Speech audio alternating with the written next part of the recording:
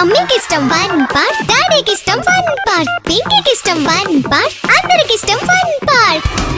మీ holidays ని జాలీ days గా మార్చుకోండి ఫన్ పార్క్ తో. మైమర్పించే వాటర్ రైడ్స్, అబ్బురపరిచే థ్రిల్లింగ్ రైడ్స్ తో పాటు ఇంకా మరెన్నో. వినోదానికి ఉల్లాసానికి లేదు మరొకటి సాటి. తప్పక విచ్చేయండి fun park, the one and only destination fun park, Golagamudi, Nellore. ఆ ప్రభుత్వంలో అయితే నేను ఒక్కనే ఉన్నాను అన్నాడు మొత్తం పోరాటంలో.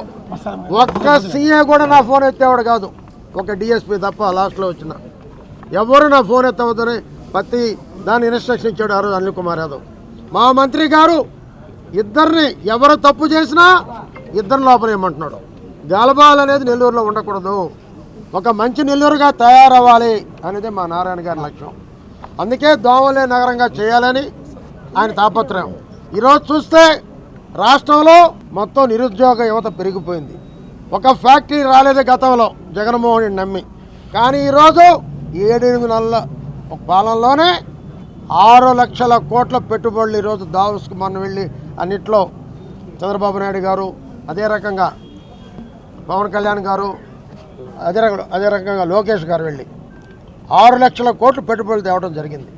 మన నెల్లూరు జిల్లాలో రామాయపట్నానికి పెట్రోలియం శాఖకి 1,00,000 కోట్లతో ముఖ్యమంత్రి చంద్రబాబు గారు, నారాయణ గారు, ఆనవ రామారెడ్డి గారు, ఎంపీ గారు, ఎమ్మెల్యేలు అందరూ కూడా 1,00,000 కోట్లతో ఆడకు పెద్ద ఫ్యాక్టరీ పెట్టడం జరుగుతుంది.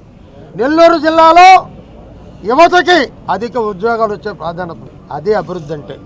రాష్ట్రాన్ని సర్వనాశనం చేసి ₹1 లేకుండా చేయటం, రాక్షస పాలన చేయటం, కక్ష సాధింపు చేయడం, రౌడీ షీట్లు పెట్టడం, 307 పెట్టడం, అది కాదు పరిపాలన.